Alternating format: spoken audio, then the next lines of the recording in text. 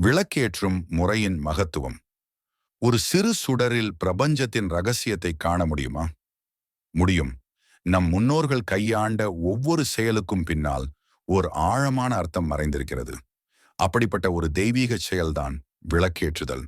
இது வெறும் சடங்கு அல்ல, நம் உடலையும் உள்ளத்தையும் உயிரையும் இறைவனோடு இணைக்கும் ஒரு யோகம். வாருங்கள், இந்த எளிய செயலுக்குள் புதைந்திருக்கும் தெய்வீக வடிவத்தை அதன் சுருங்கிய வடிவில் காண்போம். இந்த விளக்கு வேறொன்றும் இல்லை, அது நம்முடைய இந்த மனித உடலின் வடிவம். பஞ்சபூதங்களால் ஆன இந்த உடலை இறைவனின் ஆலயமாக நாம் மதிக்க வேண்டும் என்பதை இது உணர்த்துகிறது. இதில் நாம் ஊற்றும் எண்ணெய் நம்முடைய உணர்வுகளையும் ஆசைகளையும் கர்ம வினைகளையும் குறிக்கிறது.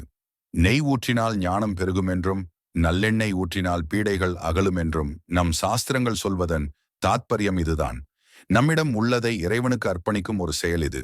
இந்த திரி நமது அறிவையும் அகங்காரத்தையும் குறிக்கிறது. எண்ணெய் என்னும் உணர்வுகளில் தோய்ந்திருக்கும் இந்த அறிவு இறைவனை அடையும் பாதையை நமக்கு காட்டுகிறது. இதோ அந்த தெய்வீக தருணம்.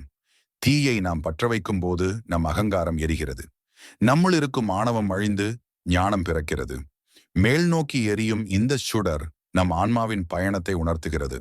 அது எப்போதும் இறைவனை நோக்கியே இருக்க வேண்டும் என்பதை நமக்கு நினைவூட்டுகிறது. பார்த்தீர்களா? விளக்கு என்பது நம் உடல், எண்ணெய் என்பது நம் உணர்வுகள், திரி என்பது நம் அறிவு, சுடர் என்பது நம் ஆன்மா. இந்த நான்கும் இணையும் போது அங்கே தெய்வீகம் பிறக்கிறது. அங்கே இருள் விலகி ஒளி பிறக்கிறது. அறியாமை அகன்று ஞானம் உதயமாகிறது.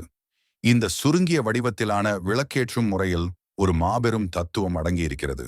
நம்முள் இருக்கும் இறைவனை உணர்ந்து நம் அகங்காரத்தை எரித்து ஞான ஒளியை நமக்குள் மட்டுமல்ல, நம்மை சுற்றியுள்ள இந்த உலகத்திற்கும் பரப்ப வேண்டும் என்பதே அது. தினமும் விளக்கேற்றுங்கள். உங்கள் அக இருளை அகற்றி ஞான ஒளியை பரப்புங்கள். அந்த ஒளி உங்கள் வாழ்வை மட்டுமல்ல, இந்த உலகையும் பிரகாசிக்கச் செய்யும். இதுவே விளக்கேற்றும் முறையின் தெய்வீக வடிவம்.